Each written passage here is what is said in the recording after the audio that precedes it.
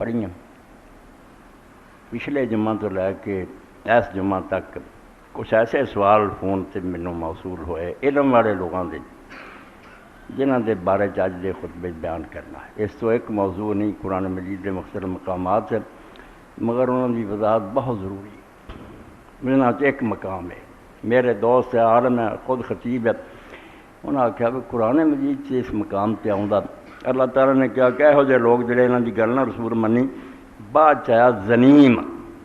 زنیم عربی زبان سے ایسے بندے کو کہا جاتا جڑا حرام دادا بھی ہوئے، وہ اپنے اصلی باپ دا نہیں، حرام دا نتھوا حرامی نہیں آتے، حرام دادا، اور نال ایسے آدمی نہیں آتے جڑا بدنام ہوئے، ایسے برے کام کرے ساری